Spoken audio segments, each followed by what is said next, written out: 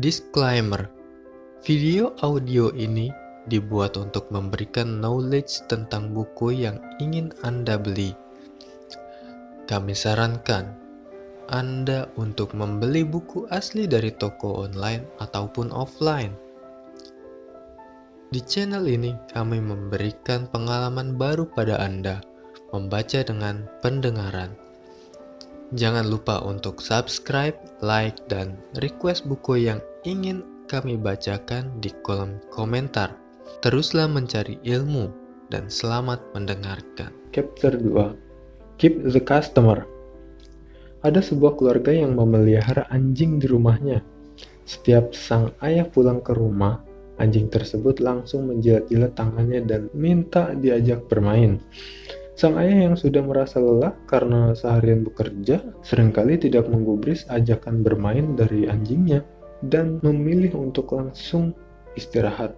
Begitu terus yang terjadi selama beberapa bulan. Suatu kali ketika sang ayah pulang ke rumah, ia merasa aneh karena tidak mendengar gonggongan dari anjingnya. Ia mencari anjingnya ke seluruh sudut rumah, tapi tetap tidak menemukannya. Tiba-tiba istrinya memanggil dari dalam dapur dan berkata, "Ayah, ada kabar buruk. Tadi pagi setelah ayah pergi ke kantor, Molly menerobos keluar dari rumah. Sepertinya ia mau mengejar mobil ayah. Tiba-tiba ada mobil dari arah lain melaju kencang dan menabraknya sampai mati." Mendengar penjelasan istri, si ayah langsung tertegun. Ia merasakan penyesalan mendalam karena selama ini tidak pernah mau mengajak bermain oleh anjingnya sendiri. Tanpa disadari, kadangkala kita sulit menghargai sesuatu sampai kita kehilangannya. Hal ini juga seringkali terjadi antara wirausaha dan pelanggan. Padahal si pelanggan sudah sering memberikan tanda bahwa ia ingin diperhatikan. Namun si wirausaha santai-santai aja. Giliran si pelanggan lari dari pangkuannya, baru deh nyesel. Padahal biaya yang harus kita keluarkan demi mendapatkan satu pelanggan baru umumnya 5 kali lipat lebih besar dibandingkan biaya yang harus kita keluarkan untuk mempertahankan satu pelanggan. Ada kalanya seorang wirausaha memang tidak sadar atau tidak tahu bahwa dia telah kehilangan pelanggan. Maksudnya begini, kehilangan pelanggan adalah ketika seorang pelanggan pernah membeli produk dari si wirausaha, tapi ketika mau membeli barang serupa di lain waktu, malah pindah ke kompetitor lain. Alasan si pelanggan bisa macam-macam. Misalnya ketika dia beli pertama kali hanya karena coba-coba, dan kebetulan coba-coba belinya dari toko kita. Mungkin juga ketika dia membeli pertama kali ke toko kita dan tidak merasa puas sehingga memutuskan untuk tidak membeli lagi. Atau mungkin juga ketika dalam perjalanan dia akan membeli kembali ke toko kita, ada hal menarik lain yang ditawarkan toko lain sehingga dia memutuskan membeli di tempat lain.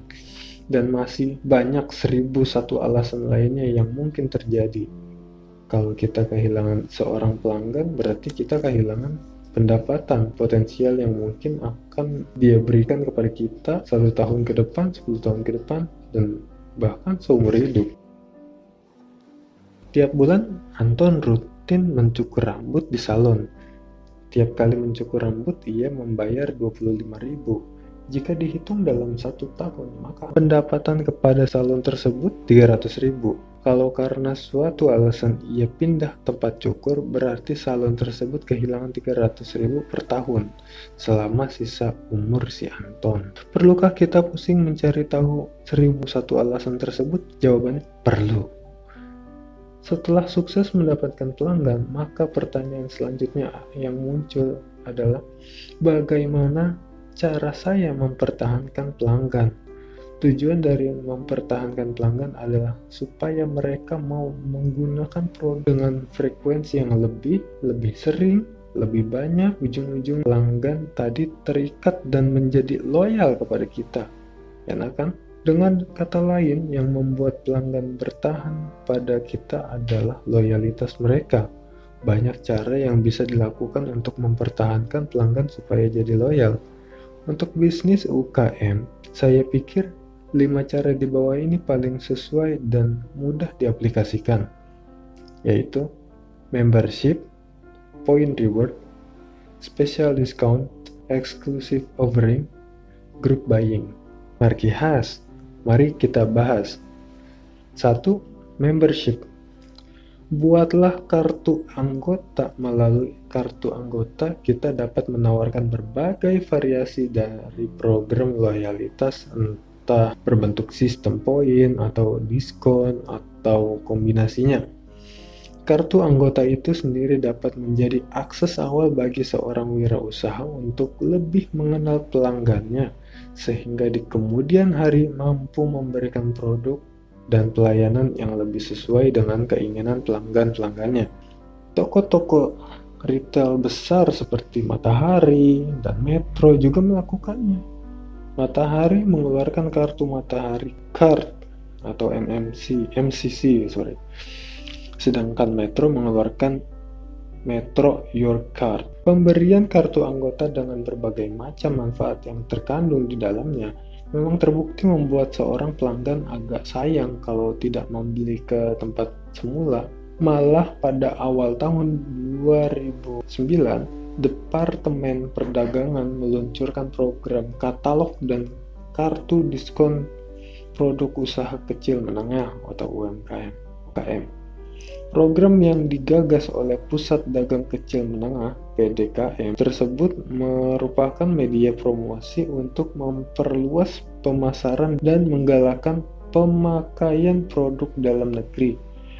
Pada tahap awal, terdapat 122 UKM potensial yang tercatat dalam katalog UKM, di mana produk-produknya masuk dalam program kartu diskon UKM.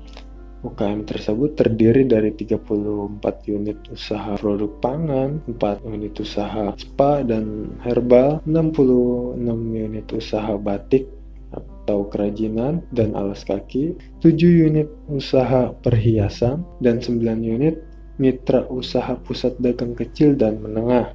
Produsen UKM yang berpartisipasi dalam program tersebut akan memberikan diskon antara 5-30% bagi pemegang kartu. Wah, asik ya. 2. Point reward. Sistem point reward pada dasarnya adalah pemberian sejumlah poin tertentu untuk setiap pembelanjaan sejumlah tertentu. Poin yang dikumpulkan dapat ditukarkan dengan hadiah menarik. Keuntungan yang dimiliki sistem poin ini adalah fleksibilitas yang tinggi. Kita dapat merancang skema insentif dan hadiah yang semenarik mungkin. Sistem poin ini juga tidak terlihat seperti sedang mengobrol suatu layaknya diskon harga yang sudah begitu banyak ditawarkan di toko-toko. Saya masih ingat ketika supermarket Hero melakukan sekitar 15 tahun lalu, setiap pembelanjaan 100.000 kita mendapatkan satu perangko khusus. Perangko yang didapatkan kita tempelkan pada sebuah lembaran plastik yang diberikan gratis. Jika sudah mengumpulkan sejumlah perangko, kita dapat menukarkannya dengan berbagai peralatan masak dan makan yang menarik. Tentunya hal ini sangat menarik bagi para ibu-ibu ketika itu. Beberapa operator seluler juga melakukan hal serupa dengan sistem poin yang dikumpulkan pelanggan. Para pelanggan menjadi lebih terikat dengan satu operator. Hal ini terjadi karena mereka berusaha mengumpulkan poin selama periode tertentu dengan cara melakukan penggunaan produk secara reguler. Dan tentunya ketika poin-poin tersebut dapat ditukarkan dengan sebuah hadiah, mereka akan menunggunya dan tetap menjadi pelanggan di situ. Maskapai penerbangan dan hotel juga menjadi salah satu contoh klasik pengguna sistem poin ini. Pada maskapai penerbangan dikenal istilah frequent flyer, alias mereka yang selama 1 tahun menggunakan jasa maskapai sebanyak sekian ribu kilometer. Mereka yang masuk kategori ini biasanya mendapatkan pelayanan khusus, misalkan berhak mendapatkan akses di lobi eksekutif ketika menunggu pesawat di bandara. Pada bisnis hotel, yang sama berlaku mayoritas hotel di seluruh dunia tergantung dalam grup bisnis. Satu grup bisnis memiliki ratusan hotel yang tersebar di seluruh dunia. Hotel Ritz-Carlton misalkan, sebenarnya masih satu grup dengan hotel-hotel berlabel Marriott. Kalau Anda menjadi orang yang sering menginap di hotel mereka, Anda akan mendapatkan kartu anggota dan berpeluang mendapatkan banyak manfaat menarik seperti upgrade kelas kamar secara instan ya. Maskapai penerbangan dan hotel keduanya memperhitungkan kelas keanggotaan berdasarkan beberapa banyak yang Anda belanjakan. Itulah ide besar sistem poin. Ada sebuah salon di kawasan Jakarta Utara yang memberikan 1 kali perawatan rambut gratis dengan mengumpulkan 5 poin pembayaran sebelumnya. Singkatnya, bayar 5 kali, gratis 1 kali. Akhirnya salon ini ramai dikunjungi oleh para pelanggan setianya. Kalau biasanya salon itu sepi di hari biasa, salon ini malah ramai dari hari Senin sampai Minggu. Di mall, sekarang banyak arena permainan anak-anak di mana kita cukup membayar sejumlah uang agar anak-anak bisa bermain sebanyak-banyaknya di arena tersebut dengan durasi waktu yang sudah ditentukan. Nah, untuk menarik anak-anak kembali lagi ke lain waktu karena permainan ini menggunakan sistem pengumpulan poin, jadi kalau sudah 5 kali main, nanti si anak berhak mendapatkan 1 kali kesempatan main gratis dengan durasi yang sama. Alhasil, anak-anak senang dan minta orang tuanya supaya kembali lagi ke arena permainan itu sesering mungkin. 3. Special discount. Harus diakui bahwa diskon harga masih menjadi salah satu cara paling mudah untuk menarik pelanggan. Hanya saja kita harus hati-hati untuk tidak terlalu sering menggunakannya karena bisa menggerus laba dan memberikan kesan bahwa harga sebelum diskon memang kemahalan. Disinilah peranan diskon khusus. Diskon khusus bisa diberikan jika ada momen yang tepat, misalkan menyambut Lebaran, Natal, dan Tahun Baru. Selain itu, diskon khusus juga bisa diberikan sebagai potongan harga pelanggan yang memenuhi kriteria tertentu. Kriterianya ya bisa macam-macam. Misalnya, setelah belanja sejumlah tertentu, maka untuk pembelian selanjutnya, pelanggan akan mendapatkan diskon yang tidak didapatkan oleh pembeli lain. Bisa juga dikombinasikan dengan strategi membership atau kepemilikan kartu anggota. Jadi setiap pemilik kartu anggota berhak mendapatkan diskon khusus jika berbelanja di tempat Anda. Pemberian diskon khusus pada umumnya lebih mudah dan praktis dilakukan, baik bagi wirausaha maupun bagi pelanggan. Pelanggan hanya perlu repot menunggu dan mengumpulkan poin terlebih dahulu sebelum mendapatkan insentifnya. Dan hal ini mendorong penjualan yang lebih cepat bagi usaha Anda. 4. Exclusive offering.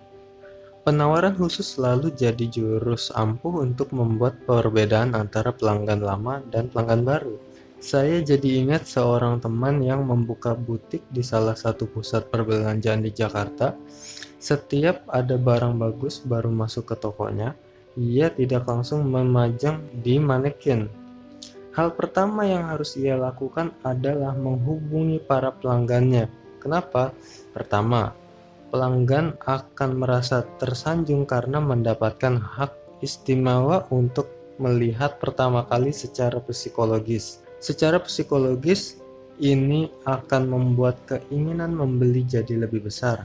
Kedua, memang lebih mudah kan menjual ke pelanggan yang sudah percaya pada kita dibandingkan ke pelanggan baru. Dan benar saja, pelanggan lamanya adalah pemasok dana terbesar bagi kelangsungan hidup tokonya setiap bulan. 5. Group buying. Beli banyakan aja pak, beli 10 gratis 1 loh. Khusus hari ini kalau belanja minimal 350 nanti dapat hadiah tas bu. Sering dengar berbagai pertanyaan promosi di atas? Itulah yang dinamakan group buying, yaitu promosi untuk pembelian produk atau jasa dengan jumlah lebih dari 1. Promosi jenis ini sering dipakai untuk menarik calon pelanggan untuk membeli.